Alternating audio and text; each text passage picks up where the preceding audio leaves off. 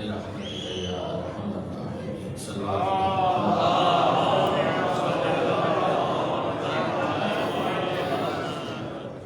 أعوذ بالله من الشيطان اللعين الرجيم. بسم الله الرحمن الرحيم. الحمد لله رب العالمين، والصلاة والسلام على أشرف الأنبياء والمرسلين سيدنا ومولانا أبي القاسم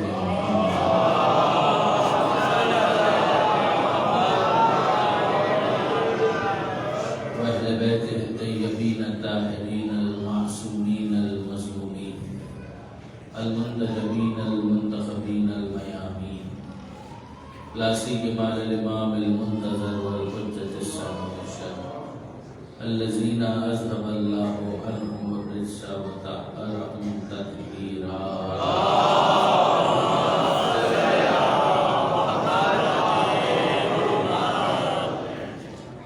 واللعنة الدائمة الباقية على أعدائهم أجمعين من يوم ظلمهم إلى قيام يوم الدين.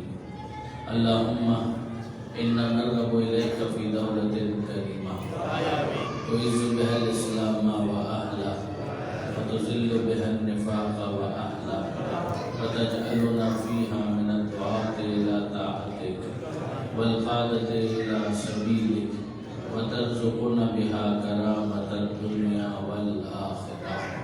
رب اشرح لي صدري ويسر لي أمري واحلل عقدة من لساني يفقهوا قولي واجعلني خالصا لوجهك الكريم يا الله. صلى الله عليه وسلم.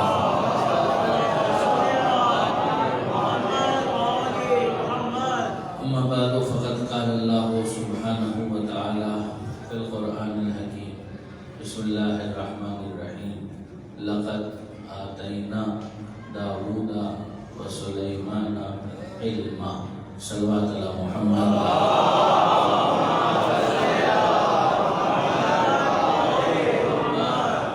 برادران عزیز و خاران محترم، ہم مرحوم سروش خاندان کوثر جعفری صاحب کے سال ثواب کے لیے یہاں پر جمع ہوئے ہیں.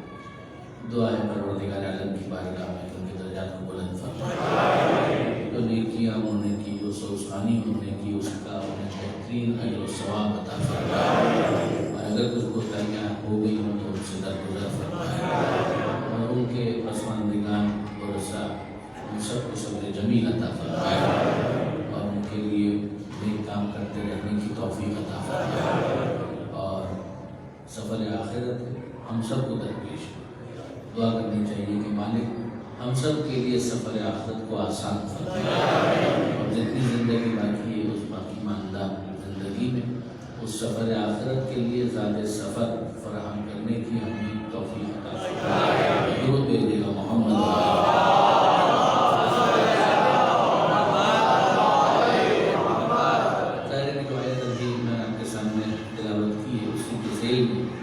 گزارشات میں پیش کرنا چاہوں گا، مگر میں اپنی یادوں کو اگر ٹٹولوں تو کوثر جعفری صاحب ہمارے بھی بزرگ تھے. پہلی مرتبہ جب حیدرآباد میں مجلس سے پڑھنے کے لیے آیا تھا تو مجھے آج تک یاد ہے. آپ میں سے وہ احباب مجھے نظر آ رہے تھے جو ان مجالس میں شریک ہوئے تھے محفل حسینی میں. تو وہاں پر سوسخانی کوثر جعفری صاحب اور ان کے جتنے ساتھی تھے وہ کیا کرتے تھے، اور وہ پہلا ہمارا تعارف تھا کوثر جعفری صاحب سے. اور پھر اس کے بعد یہ تعارف مزید بڑھتا چلا گیا. پھر اس کے بعد ایک مرتبہ حج پر بھی ہم لوگ ساتھ تھے. تو میں کبھی نہیں بھول سکتا کہ حج پر چونکہ خصوصیت کے ساتھ کبھی سلام پڑھنے والے سوسخانی کے حوالے سے تو بالکل ہی قحط ہوتا تھا. سلام پڑھنے والے تو پھر بھی مل جاتے تھے، مگر سوسخان کوئی باقاعدہ سوسخانی کرے حج کے ایام میں تو حاجیوں ہی کے اندر کوئی سوسخان ہو تو یہ ایک ہی اتفاق ایسا ہوا جب کوثر جعفری صاحب حج پر بطور حاجی شریک تھے. تو اس کا نقطہ عروج تھا میدان عرفات. جیسے کہ میدان عرفات جو ہے وہاں پر دو کام ہو رہے ہوتے ہیں. 9 ذی الحجہ 9 ذی الحجہ کو وقوف عرفات ہوتا ہے. آپ میں سے کتنے ہی نورانی چہرے مجھے ایسے نظر آ رہے ہیں جو حج کے شرف سے بھی مشرف ہوئے. تو میدان عرفات میں وقوف عرفات بھی ہوتا ہے، اور میدان عرفات ہی میں حاجی حضرات 9 ذی الحجہ کی مناسبت سے جناب مسلم بن عقیل کی شہادت کی مجلس بھی ہوتی ہے. وہ مجلس بھی ہوتی ہے، اس کے اندر حج کا بیان بھی ہوتا ہے، فلسفہ حج بھی ہوتا ہے، فضائل آل محمد بھی ہوتے ہیں، اور اسی میں جناب مسلم بن عقیل کے مسائل بھی بیان ہوتے ہیں. تو اس سے پہلے وہی احرام کی حالت میں وہاں پر اگر آپ دیکھیں تو کوئی فارمل انتظام اور اہتمام تو ہوتا نہیں. کسی کی ویل چیئر پکڑ کر لے آئے تو اسی کو ممبر بنا دیا، وہیں پر کوئی چھوٹا موٹا مائک کا انتظام ہو گیا تو اسی کے ذریعے سے آواز پہنچائی جا رہی. تو اس میں آپ ذرا اندازہ کریں کہ کوثر صاحب ظاہر ہے کہ وہ اپنے ساتھیوں کے ساتھ تو حج پر نہیں گئے، مگر انہیں حاجیوں میں سے انہوں نے چند لوگوں کو تیار کیا کہ بھائی جب میں سوسخانی کروں تو میرا ساتھ دینا. اور پھر اس کے بعد انہوں نے سوسخانی کی اور بہت جم کر سوسخانی کی. یعنی آج بھی میرے ذہن میں ان کی تصویر حالت احرام میں موجود ہے کہ جب وہ سوسخانی کر رہے تھے اور کتنا انوالو ہو کر وہ سوسخانی کر رہے تھے. تو ظاہر ہے کہ یہ ساری وہ نیکیاں ہیں کہ جس کا ثواب انشاءاللہ وہ اس وقت حاصل کر رہے ہیں. اور پھر اس کے بعد جب ہم لوگ یہاں پر آ رہے تھے تو باہر آواز آئی تو سہیل صاحب سے میں نے یہ کہا کہ کیا کوثر صاحب کی آواز؟ مجھے تو لگ رہا ہے کہ کوثر صاحب ہی یہاں پر سوسخانی کر رہے ہیں. تو انہوں نے فرمایا کہ ہاں ان کے ورثاء میں اور ان کے شاگردوں میں ایسے ہیں کہ جو انہی کے انداز میں سوسخانی کرتے ہیں. جس پر مجھے مولانا اظہر حسن زیدی صاحب کا ایک جملہ یاد ہے. علامہ رشید ترابی علی اللہ مقامہ کا جب انتقال ہوا تھا تو ان کے سوئم کی مجلس پڑھنے کے لیے لاہور سے علامہ اظہر حسن زیدی صاحب تشریف لائے تھے، اور انہوں نے اس سوئم کی مجلس میں ایک جملہ کہا تھا کہ جس کو بعد میں اخباروں نے رپورٹ بھی کیا. یعنی ظاہر ہے کہ میں تو خود اس وقت پیدا بھی نہیں ہوا تھا، لیکن یہ کہ بعد میں جو اخبار اس زمانے کے تھے ان کو ہم نے دیکھا تو اس میں علامہ اظہر حسن زیدی صاحب کا انتہائی خوبصورت جملہ علامہ رشید ترابی اور علامہ عقیل ترابی کے حوالے سے درج تھا. باپ بیٹے تو انہوں نے ایک بہت پیارا جملہ کہا کہ جو کوثر صاحب کے شاگردوں میں سے بعض کی جو آواز میں نے آج سنی اس کو سننے کے بعد مجھے وہ جملہ یاد ہے. علامہ اظہر حسن زیدی صاحب نے یہ فرمایا تھا کہ رشید ترابی صاحب تو چلے گئے لیکن علامہ عقیل ترابی موجود ہیں، تو بس فرق اتنا آیا ہے کہ انگوٹھی وہی ہے، نگینہ بدل گیا.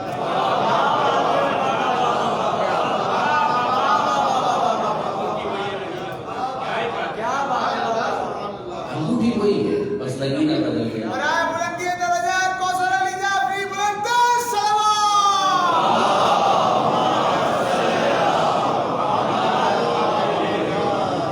تو انشاءاللہ یہ بات یاد رکھنے والی ہے کہ ذکر حسین ہمارا محتاج نہیں. یہ بات یاد رکھنے والی ہے، ہم ذکر حسین کے محتاج ہیں. یعنی ذکر حسین کی رفعت یہ ہے کہ جو ذاکر حسین ہوتا ہے ذکر حسین اسے بھی بلند کر دیتا ہے. اب آپ دیکھیے کہ کوثر جعفری صاحب کا حوالہ ہی یہ بن گیا، تعارف ہی یہ بن گیا. تو جہاں محفلوں میں مجلسوں میں ان کا ذکر ہوگا تو ظاہر ہے کہ وہ امام حسین کے ذکر کے ساتھ انہیں یاد کیا جائے گا. یہ ان کے ذکر کی بلندی ہے، اور جو ان کے شاگرد ہیں جب ان کے انداز میں ان کے طریقے کے مطابق سوسخانی کریں گے تو پھر ہوگا یہی کہ ان کے لیے ایک ثواب جاریہ اور صدقہ جاریہ بن جائے گا. درود بھیجیے محمد و آل محمد.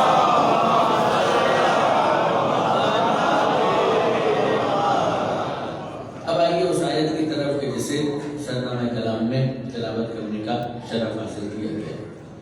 یہ سورہ نمل کی آیت ہے. سورہ نمل قرآن مجید کا 27واں سورہ ہے، اور 3 ترتیب سے آپ کو سورے نظر آئیں گے. 26واں سورہ سورہ شعراء، 27واں سورہ سورہ نمل، اور پھر اس کے بعد 28واں سورہ سورہ قصص. اور ان تینوں سوروں کے اندر ایک کامن ڈینومینیٹر، ایک مشترک اساس آپ کو یہ دکھائی دے گی کہ ان تینوں سوروں کے آغاز میں ایک سے حروف مقطعات آپ کو نظر آئیں گے. اب ظاہر ہے کہ یہ میرے نوجوان دوستوں کے لیے تکرارن عرض کر رہا ہوں کہ حروف مقطعات وہ کہ جن کو قطع قطع پڑھا جاتا ہے، ملا کر نہیں پڑھا جاتا. جیسے الف لام میم، تو اس کو ملا کر نہیں پڑھا جائے گا. الف لام را، اس کو ملا کر نہیں پڑھا جائے گا. تو دوسرے الفاظ جو ہیں ان کو ملا کر پڑھا جاتا ہے تو ان کو مقطع نہیں کہا جاتا. مگر یہ حروف جو کہ الگ الگ پڑھے جاتے ہیں لہٰذا ان کو قطع قطع کر کے پڑھا جاتا ہے. مقطعات ان کو اسی لیے کہا جاتا ہے. تو یہ ایک حروف مقطعات میں سے ایک آپ کو ایسا ملے گا کہ جس کے اندر تا سین موجود ہے. اور یہ تینوں سورے وہ ہیں کہ جن کے آغاز میں آپ کو یہ حروف مقطعات نظر آئیں گے. اس میں اتنا سا فرق ہے کہ سورہ شورا میں اور سورہ قصص ان کے آغاز میں ملے گا تا سین میم، اور جب سورہ نمل آپ دیکھیں گے تو اس میں آپ کو تا اور سین ملے گا، توئم اور سین. اور اس نسبت سے ان تینوں سوروں کو ملا کر کہا جاتا ہے تواسین، یعنی تاسین والے سورے، وہ سورے کے جن کے آغاز میں تاسین موجود ہے. اچھا یہ تینوں سورے اگر آپ دیکھیں تو نہ بہت مختصر ہے نہ بہت طولانی ہے. یعنی مختصر کس کو کہتے ہیں؟ سورہ کوثر 3 آیتوں پر مشتمل، سورہ اخلاص، سورہ فلق، سورہ ناس، یہ مختصر سورے والے مسئلہ، یہ مختصر سورے. پھر اور تھوڑا سا سائز بڑا ہو جاتا ہے، کچھ سورے وہ ہیں جو آدھے صفحے کے، 1 صفحے کے، سورہ نبا 1.5 پونے 2 صفحے کا ہے. کچھ سورے وہ ہیں جو بہت طولانی ہے، طویل ہے، جیسے سورہ بقرہ 286 آیتوں پر مشتمل ہے، 286، وہ تقریباً 2.5 پونے 3 پاروں پر محیط ہے. سورہ آل عمران 200 آیتوں پر مشتمل ہے اور اس کا سائز بھی بہت زیادہ ہے. یہ میں نے کیوں کہا کہ 200 آیتیں بھی ہیں اور سائز بھی بہت زیادہ ہے؟ اس کی وجہ یہ ہے کہ یوں اگر آپ دیکھیں تو سورہ شعراء جو اس سلسلے کا پہلا سورہ ہے 26واں، اس کی آیتیں ہیں 227، مگر آیتیں زیادہ ہیں، سائز بڑا ہے. جیسے کہ آیتوں کے اوپر فقط تعداد کی بنیاد پر یہ فیصلہ نہیں کیا جا سکتا کہ حجم کس سورے کا بڑا ہے. 227 آیتیں ہیں مگر اس کے باوجود اس کا سائز بہت چھوٹا ہے. اسی طریقے سے بعد میں جو سورہ نمل ہے اس میں اگر آپ دیکھیں تو 93 آیتیں ہیں، اور پھر سورہ قصص ہے 88 آیتوں پر مشتمل. تو یہ 3 سورے لائن سے آپ کو نظر آئیں. اچھا ان تینوں سوروں میں کچھ اور بھی مشترکات ہیں. مثلا حضرت موسیٰ علیہ السلام کا ذکر آپ کو سورہ شورا میں بھی ملے گا، سورہ نمل میں بھی ملے گا اور سورہ قصص میں بھی ملے گا. پھر آ جائیے سورہ نمل پر کہ جس سے ہم نے آیت کا انتخاب کیا. سورہ نمل کو نمل کہتے ہیں چونٹی کی وجہ سے. نمل کا مطلب ہے چونٹی. جناب سلیمان علیہ السلام کا ذکر اس سورے کے اندر کافی تفصیل کے ساتھ آیا، جس کی وجہ سے اس سورے کا ایک نام پڑ گیا سورہ سلیمان.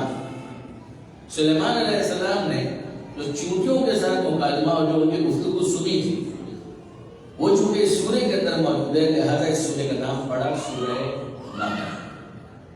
اس سورے کی ایک اور خاص بات یہ ہے کہ اس میں بسم اللہ الرحمن الرحیم 2 مرتبہ، یعنی پھر ایک مرتبہ اپنے نوجوان دوستوں کے لیے عرض کر رہا ہوں کہ قرآن کے سوروں کی تعداد ہے 114.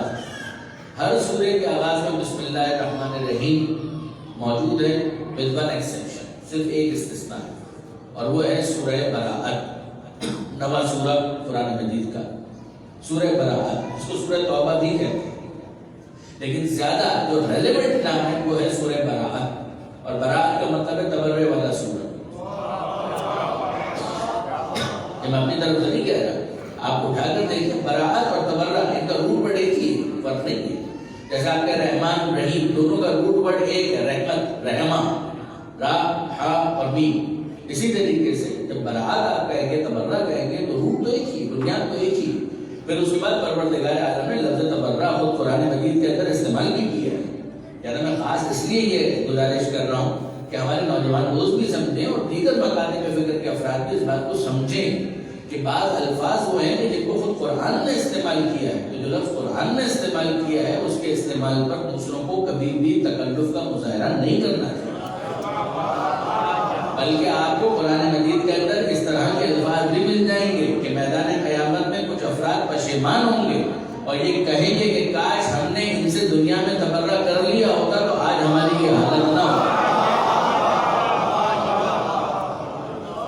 تو مناسب موقع پر تبرہ کرنا یہ قرآن کا دیا ہوا دستور ہے.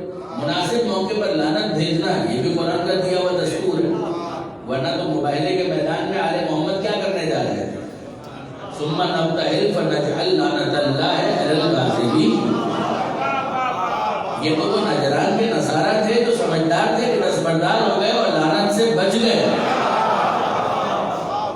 ورنہ اگر وہ سامنے مقابلے پر رہتے تو یقیناً لعنت کے مستحق ہوتے. مگر اتنا اصول تو ہمیں سمجھ میں آ گیا ان کی سمجھداری سے اور ان کے دستبردار ہونے سے کہ جب وہ ہٹ گئے اور مقابلے پر نہیں آئے تو لعنت سے بچ گئے. تو اتنا تو ہم کو سمجھ میں آ گیا کہ جو ان کے مقابلے پر جب بھی آ جائے گا وہ لعنت کا حقدار ہو. درود بھیجیے محمد و آل محمد.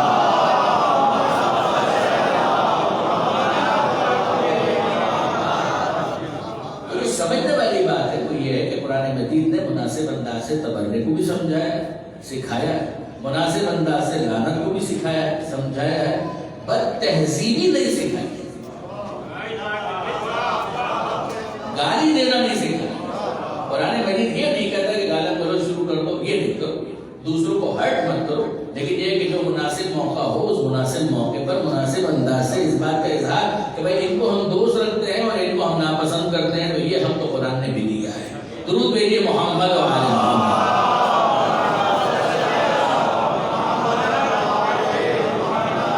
یہ ضمنی بات ہے۔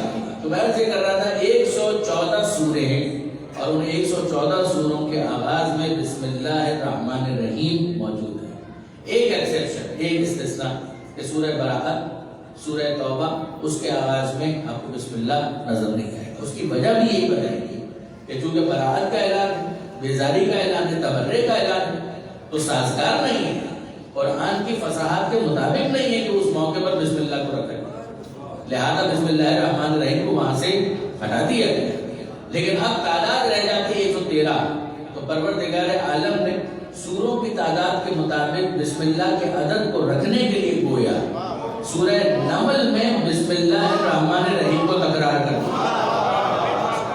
سورے بھی 114 ہیں تو بسم اللہ بھی 114 مرتبہ آئے، تو وہاں پر آپ کو ملکہ بلقیس کے نام تو جناب سلیمان علیہ السلام کا خط وہ ملے گا، انہ من سلیمان، یہ سلیمان کی جانب سے ہے، اور پھر وہاں پر آغاز ہوتا ہے بسم اللہ الرحمن الرحیم، کہ اللہ کے نام سے جو رحمان ہے، رحیم ہے، اور پھر خط کا مختصر سا متن۔ تو اب آئیے واپس ذرا دیکھیے کہ جو آیت میں نے آپ کے سامنے تلاوت کی ہے اس میں پروردگار عالم کیا کہہ رہا ہے۔ 15ویں آیت، لقد آتینا داؤد و سلیمان علما، کہ ہم نے داؤد کو اور سلیمان دونوں کو ہم نے علم عطا کیا۔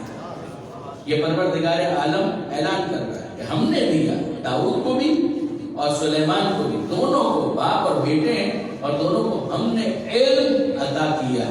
یہ ترجمہ جو میں نے آپ کے سامنے اصرار کے ساتھ، انٹینسٹی کے ساتھ کیا ہے، اس کی وجہ ہے ارشاد ہو رہا ہے کہ داؤد کو بھی ہم نے علم عطا کیا، سلیمان کو بھی ہم نے علم عطا کیا۔ اور پھر اس کے بعد پروردگار عالم ان کی مناجات کے ایک جملے کو وہاں پر درج کرتا، قال، ان دونوں نے کہا الحمدللہ الذی فضلنا علی کثیر من عبادہ المؤمنین، ہم نے اس پروردگار کی تعریف، اس خدا کی شکر ہے اس پروردگار کے لیے کہ جس نے ہم کو فضیلت دی اپنے بندوں میں سے مومنین کی کثرت پر۔ دیکھیں یہ ایک جملہ جو ہے نا، اس جملے کے ذریعے سے بڑے مسائل حل ہوتے ہیں۔ ایک تو یہ کہ نبیوں کا مزاج سمجھ میں آتا ہے کہ جب کوئی چیز ملتی ہے تو تواضع اور انکساری اتنی ہے کہ پروردگار کی بارگاہ میں سر تسلیم خم کرتے ہوئے کہتے ہیں کہ مالک یہ تو تیرا احسان ہے۔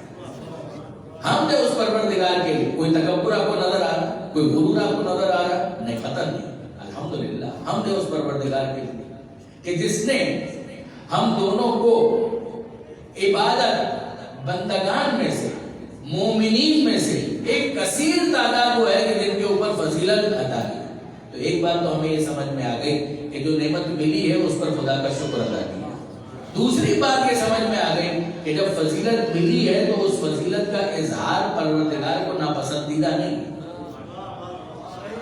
یہ نہیں ہے کہ اگر پروردگار عالم نے فضیلت دی ہے تو اس فضیلت کا اظہار خدا کو ناپسندیدہ ہے۔ اس فضیلت کے اظہار سے اگر تکبر کا اظہار مقصود ہو تو یقیناً ناپسندیدہ۔ یہ میں کیوں کہہ رہا ہوں؟ اس لیے کہ بعض افراد یہ اعتراض کرتے ہیں کہ کیسے ہو سکتا ہے کہ علی منبر پر جائیں اور کہیں سلونی قبل ان تفتنوا، مجھ سے سوال کرو اس سے پہلے کہ مجھے اپنے درمیان نہ پاؤ۔ یہ تو فضیلت کا اظہار ہے۔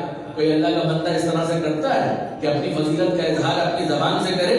ہاں، اس انکساری کے ساتھ کہ جو علم ملا ہے خدا کے ساتھ، داؤد نے بھی فضیلت کا اظہار کیا، سلیمان نے بھی فضیلت کا اظہار کیا، اور علی نے بھی فضیلت کا اظہار کیا۔ آپ نے غور فرمایا؟ ہاں، اگر کسی کو انفیریورٹی کمپلیکس میں مبتلا کرنا، کسی کو ڈیگریڈ کرنا ہے، اگر کسی کو کمتر جھٹوانا ہے اور اپنے آپ کو غرور اور تکبر میں مبتلا بدلانا ہے، تو یقیناً یہ انداز آپ کو آل محمد میں کہیں نظر نہیں آئے۔ لیکن اس بات کا اظہار کہ آپ خدا نے ہمیں فضیلت دی ہے تاکہ دوسرے اس سے استفادہ کریں، اس کو تکبر نہیں کہتے، اسے شکر پروردگار کا ایک انداز کہا جاتا ہے کہ جب خدا نے نعمت دی ہے تو اس نعمت کے بارے میں خدا کا حکم کیا ہے سورہ والضحیٰ، اما بنعمت ربک فحدث، اپنے رب کی نعمت کو بار بار بیان کرو کہ پروردگار عالم جب کوئی نعمت دیتا ہے تو پسند کرتا ہے کہ وہ نعمت تمہارے وجود میں نظر آئے، ظاہر ہونی چاہیے۔ اگر خدا نے حلال سے دولت دی ہے تو خدا تمہیں چیتڑوں میں نہیں دیکھنا چاہتا۔ اگر خدا نے حلال سے مال دیا ہے تو پروردگار نہیں چاہتا کہ تم صرف اور صرف سوکھی روٹی کھاؤ، اپنی اولاد کو بہتر زندگی کی طرف لے کر جاؤ، اس میں اعتراض نہیں ہے پروردگار عالم کو۔ خدا کو جس چیز پر اعتراض ہے وہ یہ ہے کہ نمبر 1 حرام مت کماؤ، حلال کماؤ، اور دوسری چیز یہ کہ جو حلال کمایا ہے اس میں دوسروں کے حق کو فراموش مت کرو۔ درود بھیجیے گا محمد و آل محمد۔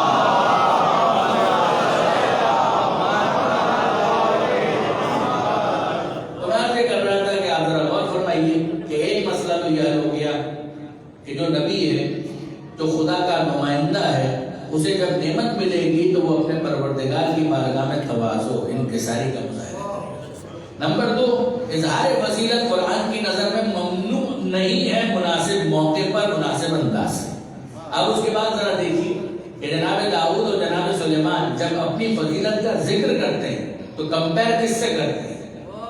کس سے کمپیر کرتے ہیں؟ الحمدللہ الذی فضلنا، ہم گئے اس پروردگار کے لیے، اس خدا کے لیے جس نے ہم کو فضیلت دی، علی کثیر من عباد المؤمنین۔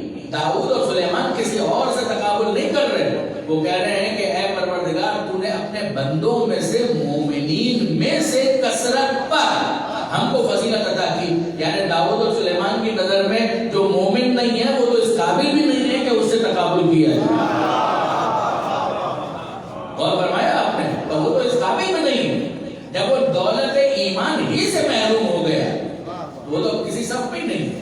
اب اس کے بعد ذرا دیکھیے کہ جناب داؤد اور جناب سلیمان ان دونوں کے لفظوں کے انتخاب میں کتنی خوبصورتی اور کتنی متانت ہے۔ وہ کیا کہہ رہے ہیں؟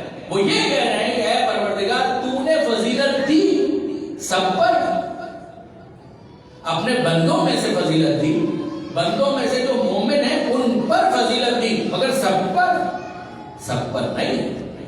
سب کے لیے لفظ استعمال ہوتا ہے کل، اللہ کل من عباد المؤمنین نہیں کہا۔ جملہ پھر سنیے، الحمدللہ الذی فضلنا علی کثیر من عباد المؤمنین، اس نے فضیلت دی ہم کو اپنے بندگان میں سے مومنین میں سب نہیں، ایک بڑی تعداد پر ہم کو فضیلت عطا کی۔ یعنی داؤد اور سلیمان بتا رہے ہیں کہ ہم بھی جانتے ہیں کہ کچھ ایسے ہیں کہ جو ہم سے بھی افضل ہیں، کچھ وہ ہیں کہ جو ہم پر بھی فضیلت رکھتے ہیں۔ اب وہ کون ہے کہ جو ان پر بھی فضیلت رکھتے ہیں؟ یہ ہے رسول۔ رسول کو کہتے ہیں مرسل، مرسل کی جمع ہے مرسلین، مرسلین کے سردار کو کہا جاتا ہے سید المرسلین۔ تو جو مرسلین کا سردار ہے وہ یقیناً مرسلین سے افضل ہوگا، اور جو مرسلین کا سردار ہے جب وہ افضل ہوگا تو جو منیت کی منزل پر ہے اس کی افضلیت میں بھی شبہ نہیں ہوگا۔ درود بھیجیے گا محمد و آل محمد۔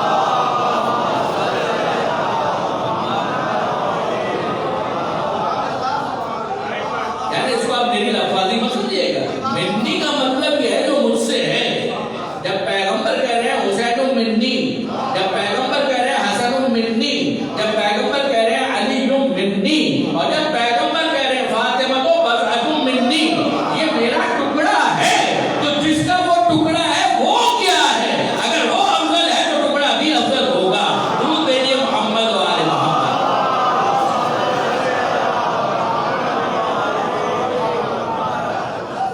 آپ نے غور فرمایا برادران عزیز؟ اب پھر واپس ترتیب کے ساتھ ذرا ان آیتوں کو سنی۔ لقد یقیناً آتینا، ہم نے دی داؤد کو، و سلیمان کو علم، ہم نے علم عطا کیا۔ ان دونوں کی مناجات یہ تھی الحمدللہ الذی فضلنا علی کثیر من عباد المؤمنین، شکر ہے اس پروردگار کا کہ جس نے اپنے مومن بندوں کی کثرت پر ہم کو فضیلت عطا کی، سب پر نہیں۔ کثیر تعداد پر. اور پھر اس کے بعد پروردگار عالم نے تبصرہ کیا وَوَرِثَ سُلَيْمَانُ دَاوُودَ. سلیمان داؤد کے وارث ہوئے. ان دونوں میں رشتہ کیا ہے؟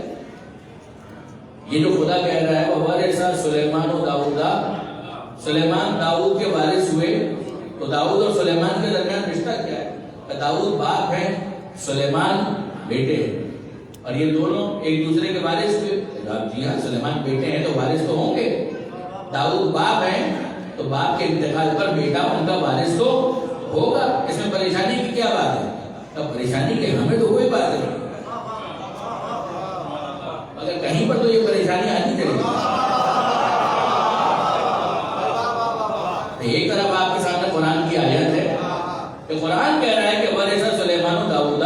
جب آیت کو ہم نے دیکھا اور پوچھا کہ جناب اس میں کیا لکھا ہے، صاف صاف لکھا ہے وارث ہوئے. کون؟ سلیمان. کیوں وارث ہوئے؟ بیٹے تھے. کس کے؟ داؤد کے. تو جب یہ بیٹے ہوئے تب نبی تھے یا نہیں تھے؟ جن کے یہ وارث ہوئے وہ نبی تھے یا نہیں تھے؟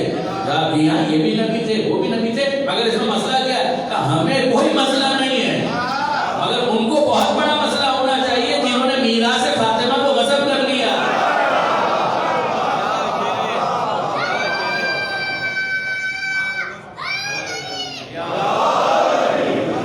یعنی برادران عزیز، ایشو یہ ہے اور واقعات بہت بڑا مسئلہ کہ آیت اگر کسی کے سامنے رکھی جائے اور کسی قسم کا اسے معلوم نہ ہو قضیہ کہ ایسا بھی کوئی واقعہ ہوا تھا، تو وہ کہے گا مسئلہ کیا ہے.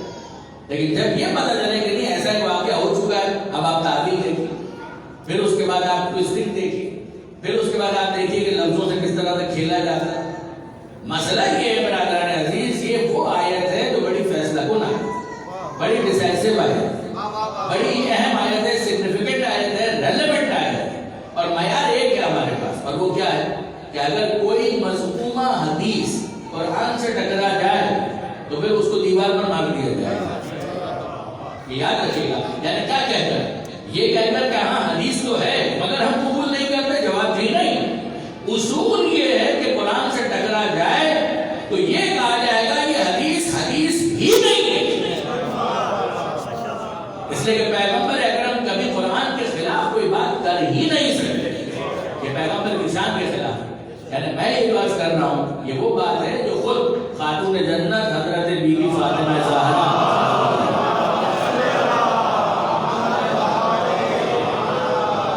شہزادی نے اپنے اس خطبے کے اندر ارشاد. بی بی نے کہا کہ یہ تم کیا کہہ رہے؟ بی بی کا پہلا مطالبہ کہ یہ میری ملکیت ہے، ہم نہیں مانتے. کا دوسرا مطالبہ اگر میرے بابا کی ملکیت مانتے ہو تو میراث کے طور پر میرا حق بنتا ہے، میں اکلوتی بیٹی ہوں، کوئی اور بیٹی نہیں، میں ایک بیٹی ہوں، میرا حق.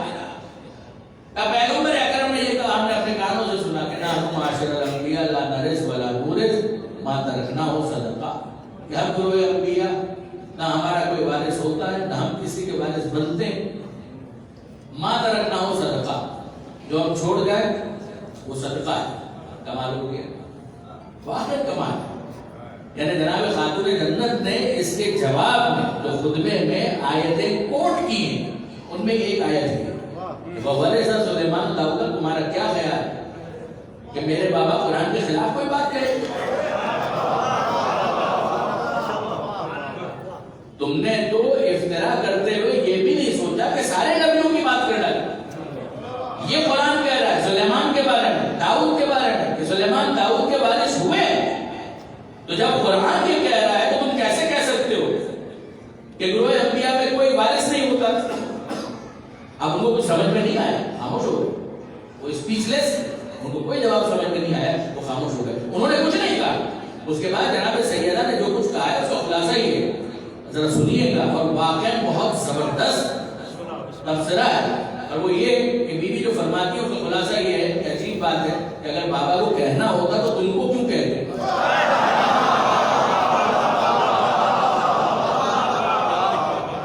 اگر بابا کو بتانا ہوتا تو ان کو بتاتے نا کہ جو وارث ہونے والے تھے. کبھی ایسا نہ ہو کہ تم یہ کہہ دو کہ یہ میرا ورثہ ہے تو مجھے بتاتے. جو وارث ہے اس کو تو بتا نہیں رہے ہو، جس کا کوئی تعلق نہیں ہے اس کو بتائیں گے.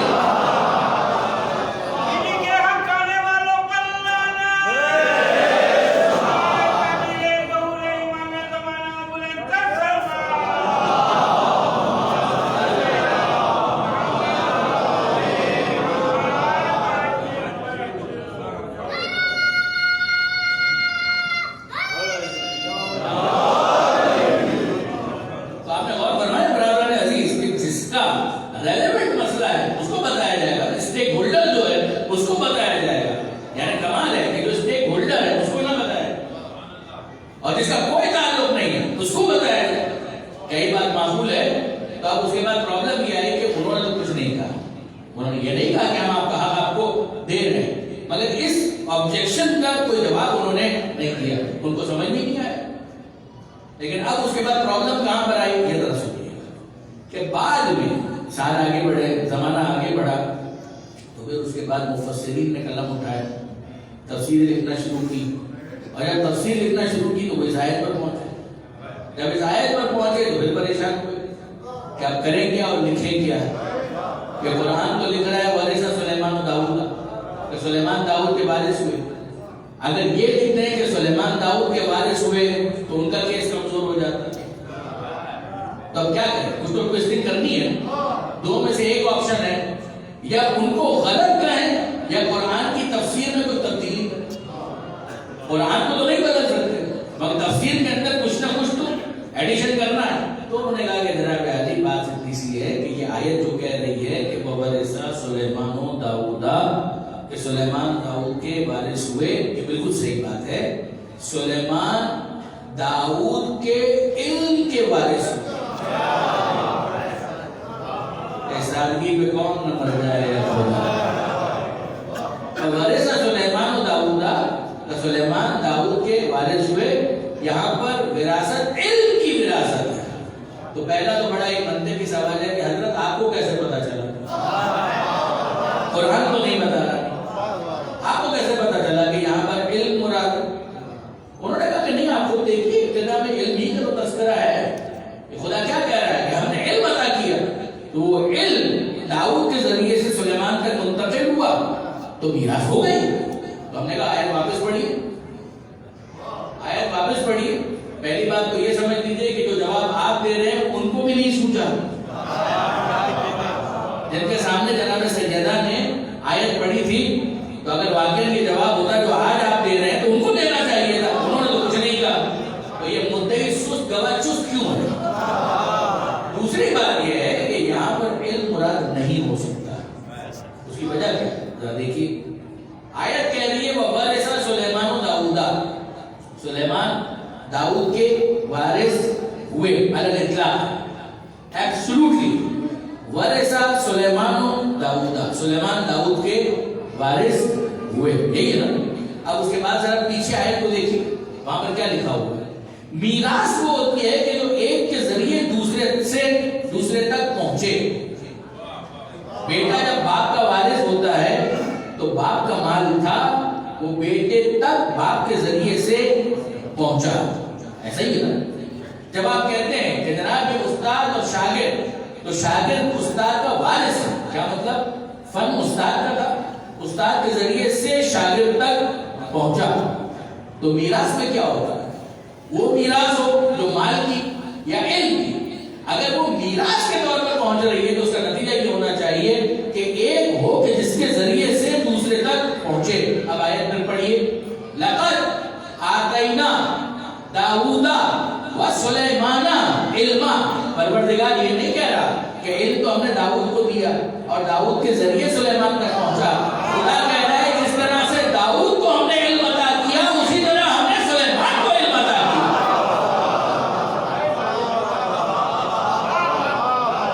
یہ علم میراث میں نہیں جا رہا، یہ تو من جانب اللہ، عطیہ پروردگار، فیض پروردگار کی طرف سے ایک عطائے خاص ہے کہ جو علم نبوت بن گیا داؤد تک بھی پہنچ رہا ہے اور سلیمان تک بھی پہنچ رہا ہے۔ اور فرمایا آپ نے اچھا دیکھیے برادران عزیز کہ صرف ایک آیت جناب سیدہ نے پیش نہیں کی، یہ آیت تو ہے ہی اپنی جگہ، مگر آئیے اب دوسری آیت تو خاتون جنت حضرت بی بی فاطمہ زہرا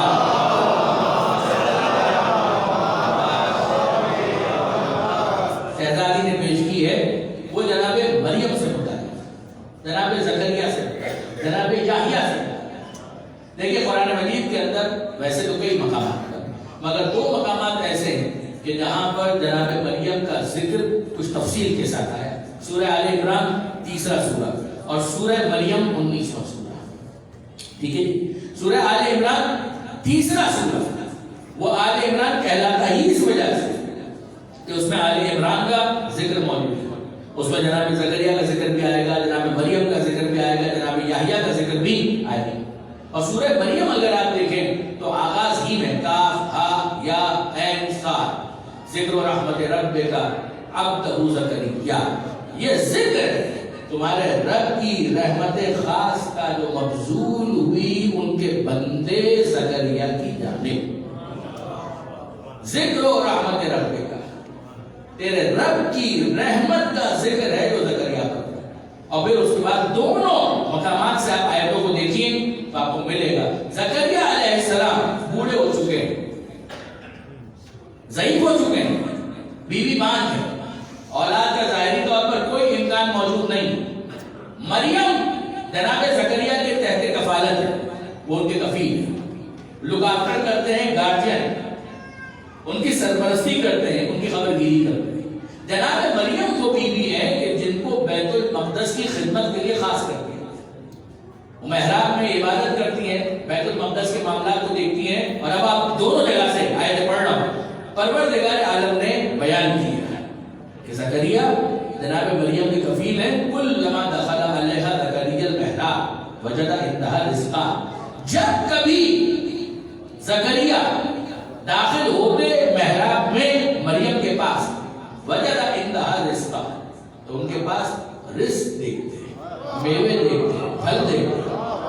یعنی کیا کہنا واقع ہے. اور میوے بھی کیسے؟ بے موسم کے. یعنی کچھ میوے وہ ہیں کہ جو گرمیوں میں آئیں گے، کچھ وہ ہیں جو سردیوں میں آئیں گے. تو اگر سردی میں گرمی کا کوئی پھل آپ کے سامنے تازہ لا کر رکھ دے تو آپ کو حیرانی تو ہو. یعنی آپ فرض کیجئے کہ سب سردی کا موسم ہو، اب آم تو گرمی میں آتے ہیں، تو آم اگر تازہ کوئی توڑ کر آپ کے سامنے ابھی لا کر رکھ دے تو آپ کو حیرانی تو ہو کہ یہ کہاں سے آئے. تو جناب مریم کے پاس انہوں نے بے موسم کے پھل دیکھے تو سوال کیا ان لگے ہاتھ، اے مریم یہ کہاں سے آئے. زکریا سوال کر رہے ہیں اے مریم ان لگے ہاتھ، اے مریم یہ آیا کہاں سے. قالت هو من عند اللہ، تو مریم نے کہا کہ یہ تو اللہ کی طرف سے عنایت خاص ہے.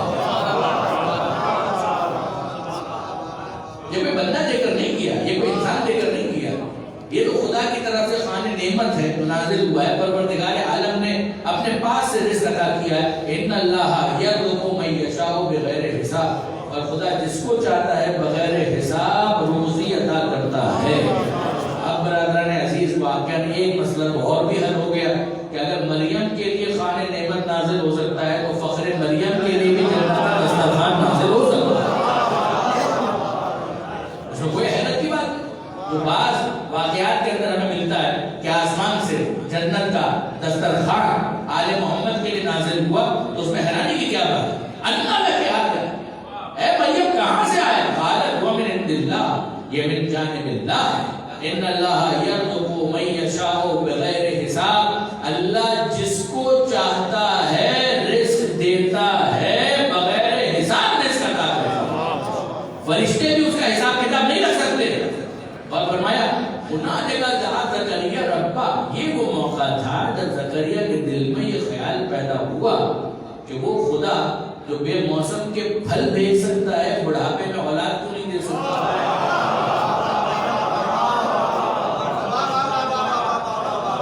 ظاہر اگر آپ دیکھیں تو بیوی باندھ ہے، خود بوڑھے ہو چکے ہیں، تو جوانی کا موسم تو گزر چکا، فصل شباب تمام. مگر اس کے باوجود وہ سوچ یہ رہے کہ ٹھیک ہے اگر خدا نے دیکھیں ایک تو اور نتیجہ بھی آ گیا ہے کہ اگر خدا نے کسی کو اولاد نہیں دی ہے تو یہ اس کے منحوس ہونے کی دلیل نہیں ہے. معاذ اللہ اسے تانے دے دے کر اذیتیں پہنچائی جائے نا. جناب ابراہیم بڑھاپے میں صاحب اولاد ہوئے، جناب زکریا بڑھاپے میں صاحب اولاد ہوئے. کتنے ہی مقربین آپ کو ایسے مل جائیں گے کہ جن کا پروردگار نے اس انداز سے بھی امتحان لیا. تو یاد رکھیے گا خدا کے امتحانوں کی قسمیں، کبھی وہ اولاد سے محروم کر کے امتحان لیتا ہے، کبھی وہ اولاد دے کر امتحان لیتا ہے، کبھی دینے کے بعد لے کر امتحان لیتا ہے. یہ امتحان کے مختلف انداز ہیں کہ جو پروردگار عالم نے اپنے بندوں کے لیے اور مقدس مقرر بندوں کے لیے روا رکھے. مگر جناب زکریا کی جو دعا ہے وہ بڑی کمال کی دعا ہے کہ جناب زکریا کہتے ہیں کہ پروردگار کیفیت یہ ہے کہ انی وہن العظم، اے مالک میری ہڈیاں بڑھاپے کی وجہ سے کھل رہی ہیں. واشتعل الراس شیبا، میرے وجود کے اوپر میرے سر پر بڑھاپے کے اثرات نمایاں ہیں. مثلا بال سفید ہو چکے ہیں، جھریاں پڑ چکی ہیں، مگر اے پروردگار میں کبھی تیری رحمت سے مایوس نہیں ہوا، میں تیری رحمت سے تجھ سے دعا مانگنے سے مایوس نہیں ہوا، یہ تیری مصلحت ہے کہ اب تک تم نے مجھے اولاد سے محروم رکھا، مگر دعا مانگنا یہ تو بندہ مومن کہا، اے پروردگار میں تیری بارگاہ میں دعا مانگتا ہوں کہ حبلی ولیہ من لدنک ولیہ، اے پروردگار کیفیت میری جو ہے میں نے بتایا، میں بوڑھا ہو چکا، وہ امراتی آخر میری بیوی بانجھ ہے، اور اے پروردگار انی خفت الموالیہ، مجھے اس بات کا بھی خوف ہے کہ میں دنیا سے چلا جاؤں گا، میرے دیگر رشتہ دار میری میراث پر قابل ہو جائیں گے، انی خفت الموالیہ، میں اپنے دیگر رشتہ داروں کے بارے میں فکر رکھتی ہوں، اب میں تجھ سے کیا مانگتا ہوں، حبلی من لدنک ولیہ، مجھے اپنے پاس سے ایک ولی بیٹا عطا کر، وہ کیا کرے کہ یرثنی، میرا بھی وارث بنے، وہ یرث من آل یعقوب، اور آل یعقوب کا بھی وارث بنے۔ زکریا نے یہ دعا مانگی، خدا نے یحییٰ جیسا بیٹا عطا کیا، خدا سے زکریا نے یحییٰ جیسا بیٹا مانگا ہی اس لیے تھا کہ وہ وارث بنے، ایک مرتبہ پھر ثابت ہوا کہ نبی وارث بنتا بھی ہے، بنا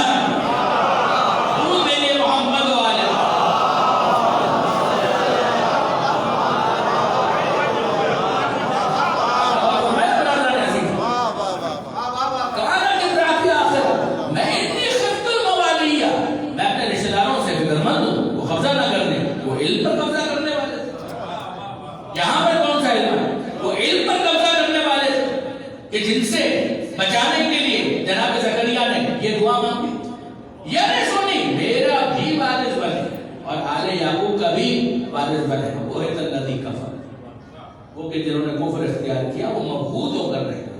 دیکھیں برادر نے انصافاً آپ کی خدمت میں گزارش کی کہ جتنا ایک انسان قانون جنت کے فضائل پر غور کرتا چلا جائے اس کا سر جھکتا چلا جائے، ان کی عظمت کے آگے سر جھکتا چلا جائے، اور جتنا زیادہ ان کے مسائل پر غور کرے اتنا ہی زیادہ اس کی آنکھیں اشباہ ہیں۔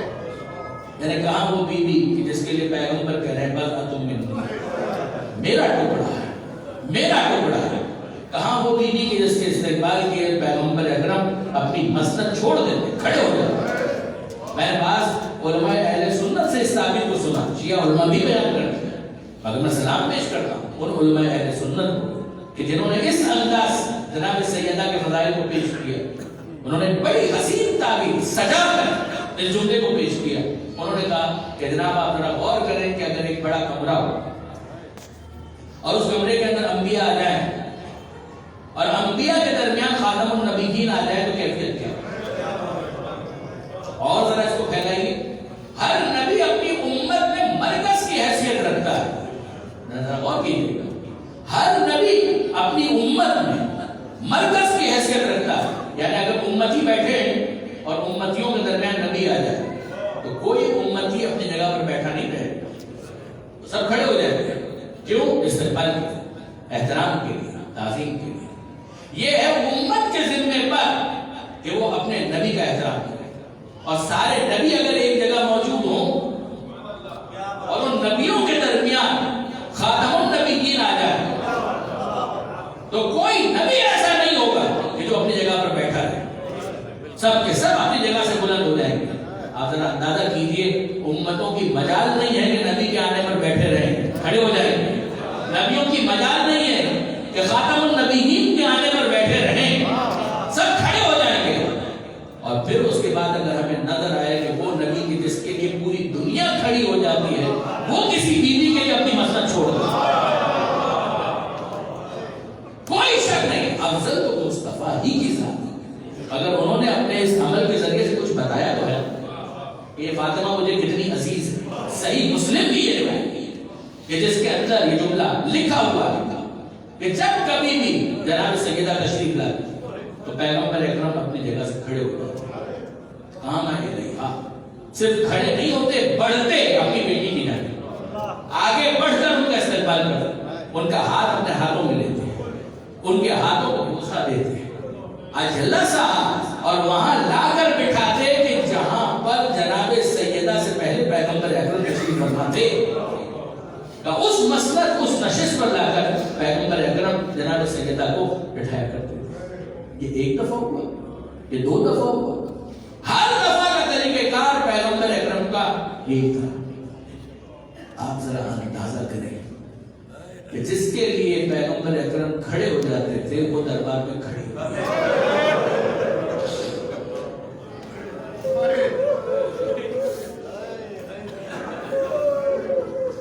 علامہ سید علی نقی نقل صاحب علی اللہ مقامہ، میں ان کو اپنا روحانی استاد مانتا ہوں، میرے بہت بڑے دوست ہیں، ان کی کتابوں سے میں نے بہت استفادہ کیا۔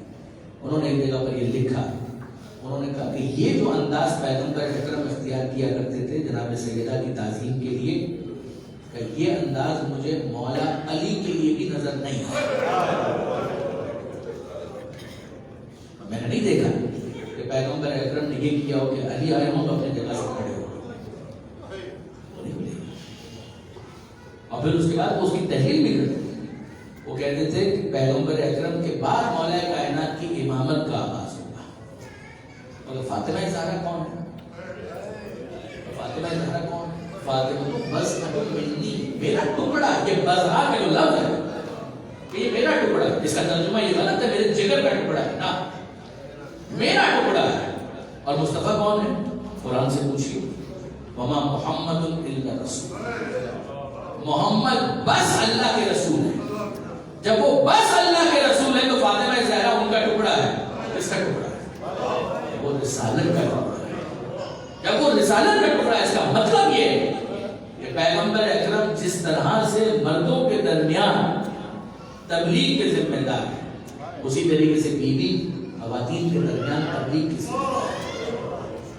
پیغمبر اکرم عملی طور پر نمونہ نہیں بن سکتے کہ ماں کا کردار کیا ہونا چاہیے، بتا سکتے ہیں، مگر عملی طور پر جو کردار ماں کا ہونا چاہیے اس کو بتانے کے لیے، عملی طور پر سمجھانے کے لیے کسی ایک وجود کی ضرورت ہے، وہ وجود فاطمہ کا ہے۔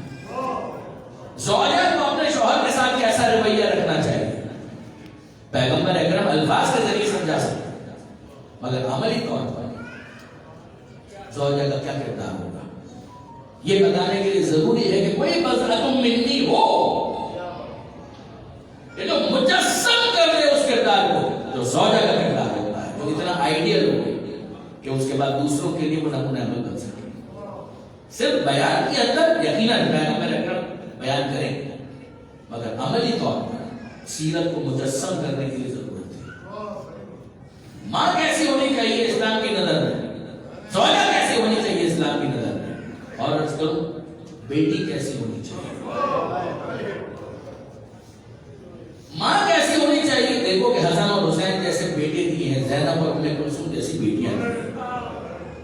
زوجہ کیسی ہونی چاہیے ذرا دیکھو، علی کے ساتھ فاطمہ زہرا کا رویہ اور برتاؤ کیا تھا، اور بیٹی کیسی ہونی چاہیے ذرا دیکھو کہ مصطفیٰ کی یہ بیٹی کیسی ہے، جس کو زندگی میں کہا گیا ام ابیہا، یہ بیٹی ہے، یہ تو اپنے باپ کی ماں۔ جس طرح سے ماں اپنے اولاد کا خیال رکھتی ہے، اس طرح سے اس بیٹی نے اپنے باپ کا خیال رکھا۔ آپ کو نظر آئے مکی زندگی میں حالانکہ صغر سنی کا زمانہ ہے، جناب سیدہ بہت مختصر سے ہے، ویسے ہی مختصر سے ہے، مگر اس وقت اگر آپ دیکھیں تو انتہائی کم سے ہے جناب سیدہ۔ مگر پھر اس کے بعد آپ کو نظر کیا ہے کہ اگر کوئی پیغمبر اکرم کو اذیت دیتا ہے تو پیغمبر اکرم کی دلجوئی کرنے والی فاطمہ ہے، اگر کوئی پیغمبر اکرم کی پشت پر غلاظت ڈال دیتا ہے تو صفائی کرنے والی فاطمہ زہرا ہے۔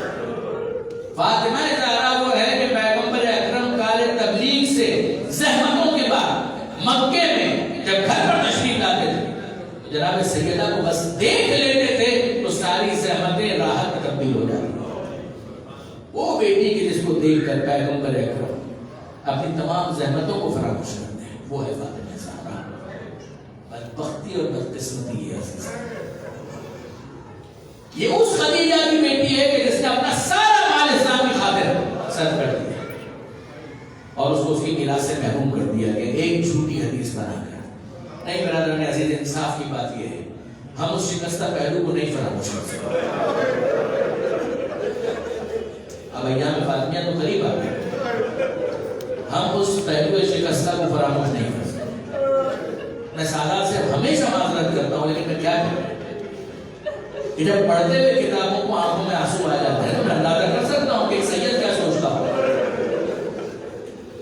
اس کا تو خون کا رشتہ ہے.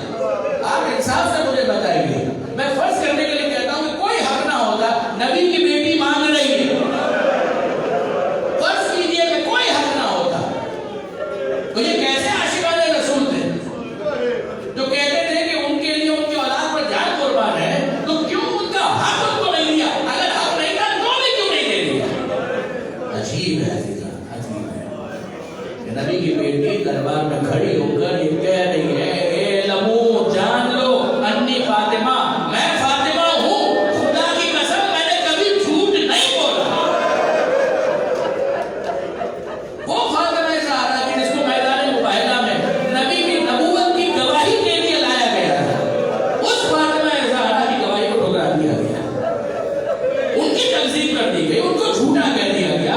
اب اس کے بعد اسلام میں کیا بچا اگر فاطمہ زہرا ہی کی تکذیب کر دی گئی؟ بس اب کیفیت یہ ہے کہ فاطمہ زہرا ہے اور اس دنیا سے جاتے ہوئے وصیت کر جاتی ہے کہ اے ابوالحسن جنہوں نے مجھے اذیت دی ہے، میری طرف سے اجازت نہیں ہے کہ وہ میرے جنازے میں شریک ہو سکے، میں اذن نہیں دے.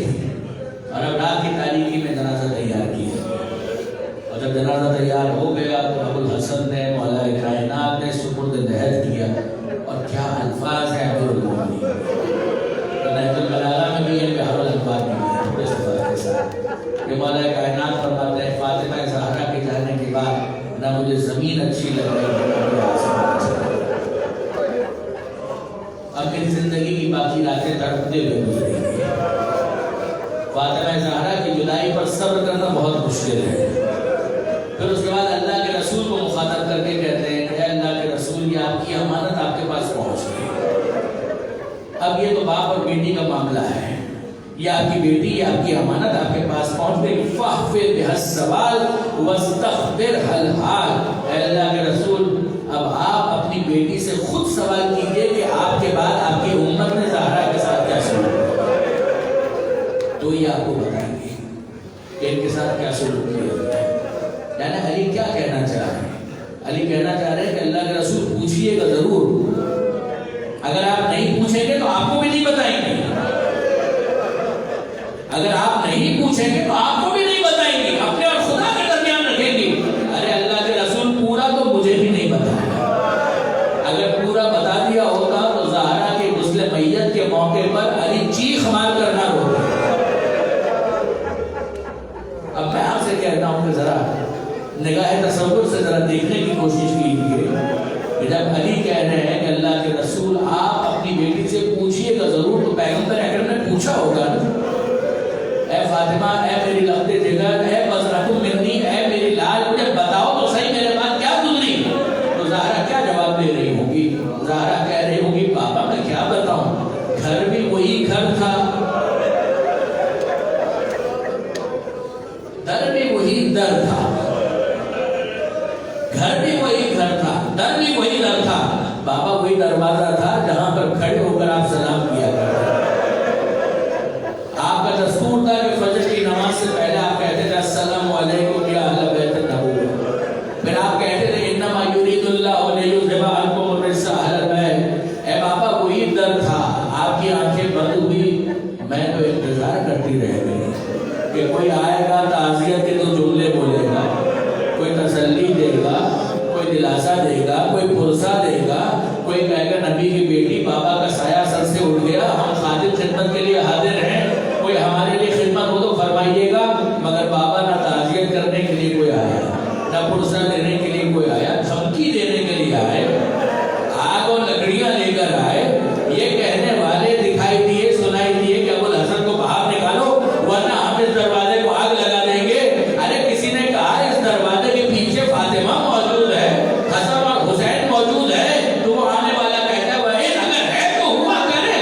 اور بابا پھر جب آگ دکھائی گئی، دھواں بلند ہوا اور دروازے کو لا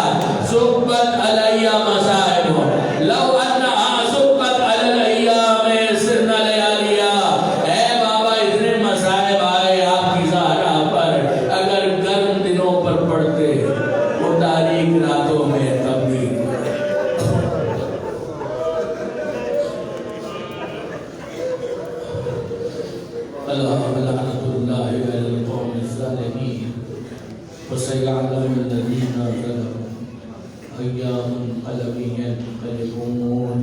بار الہ اس قلیل توسل کو اپنی بارگاہ قبول فرما، اس مجلس کا ثواب اور ان کو جعفری صاحب کو ایصال فرما. مالک ان کی نیکیوں کا، ان کی سوزخانی کا، ان کے ذکر حسین کا انہیں بہترین اجر و ثواب عطا فرما. اگر ان سے کچھ کوتاہیاں ہو گئی ہوں تو مالک ان کی مغفرت فرما. پسماندگان کو صبر جمیل عطا فرما. پسماندگان کو مرحوم کے لیے امور خیر بجا لاتے رہنے کی توفیق عطا فرما. مالک ہم سب کو بھی سفر آخرت کے لیے آمادہ اور تیار رہنے کی توفیق عطا فرما. اس سفر آخرت کو ہم سب کے لیے آسان فرما. اتنی زندگی ہے زیادہ سفر فراہم کرنے کی توفیق عطا فرما. بیماروں کو شفا عطا فرما. خصوصیت کے ساتھ ڈاکٹر قلب صادق اور دیگر بیماروں کو شفا عطا فرما. اے مالک کورونا کی وبا کا پوری دنیا سے، خاص طور پر پاکستان سے خاتمہ فرما. اے مالک تجھے واسطہ محمد و آل محمد کا بے روزگاروں کو عزت کی روزی عطا فرما. جو بے اولاد ہیں اولاد صالح عطا فرما. صاحبان اولاد ہیں اولاد کی صحیح تربیت کی توفیق عطا فرما. جو اپنی اولاد کے رشتوں کے لیے پریشان ہیں ان کی اولاد کو بہترین رشتے عطا فرما. مالک جن گھروں میں ناچاکی ہے، ناراضی، علی اور زہرا کے مقدس گھرانے کا واسطہ، ان گھروں کی ناراضی کو الفت اور محبت سے تبدیل فرما. زمانے کے امام کے ظہور میں تبدیل فرما. ہمیں ان کے اعوان و انصار میں شمار فرما. سورہ فاتحہ کے نماز پر ان کوثر علی جعفری ابن منظور علی، تمام ارواح مومنین و مومنات، خدمت گزاران فرش عزا، مرحوم سوز خان، ذاکرین، خطبہ، رحم اللہ من قرأ الفاتحہ.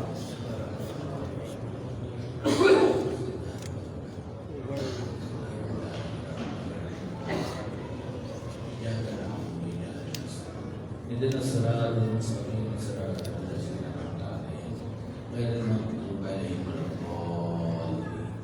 بسم الله الرحمن الرحيم. قل هو الله أحد الله الصمد لم يلد ولم يولد ولم يكن له كفوا أحد.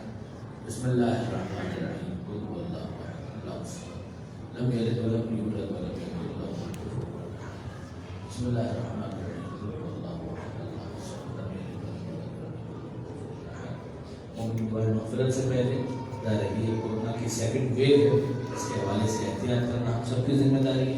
میں آپ سے بھی گزارش کروں گا کہ تعزیت بھی کریں تو ظاہر ہے کہ اپنے چہرے کے تاثرات سے، اپنے الفاظ کے ذریعے سے مسافر کو اگر اوائڈ کریں تو زیادہ بہتر ہے، اور اگر گلے لگنے کو بھی اگر اوائڈ کریں تو زیادہ بہتر ہے، تاکہ یہ بیماری دوسروں کو منتقل نہ ہو. کس کو ہو کس کو نہیں، ہم لوگ کسی کو نہیں ہوتا.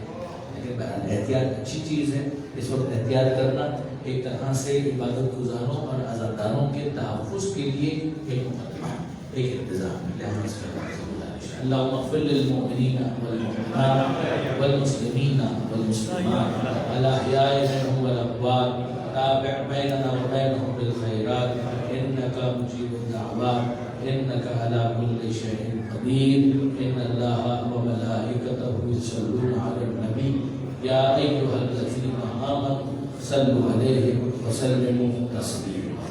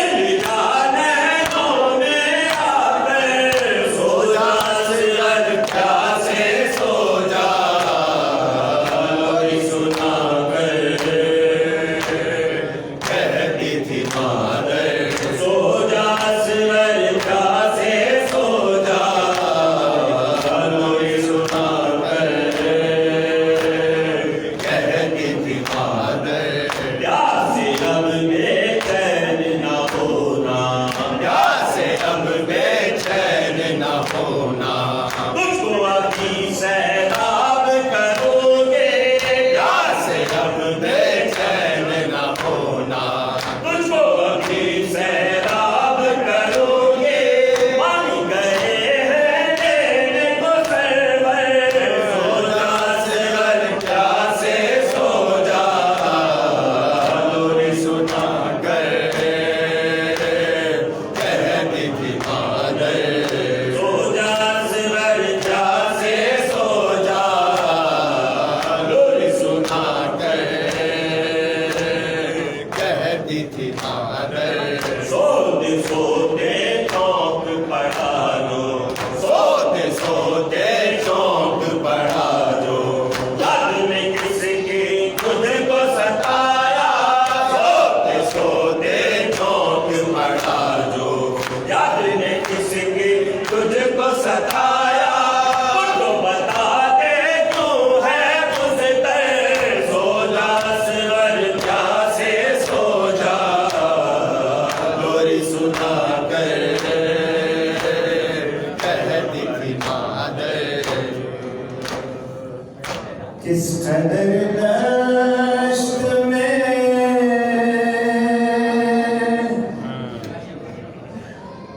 کس قدر دشت میں مجبور ہوا ہوں مولا میں بنا ہاتھوں کے گھوڑے سے گرا ہوں مولا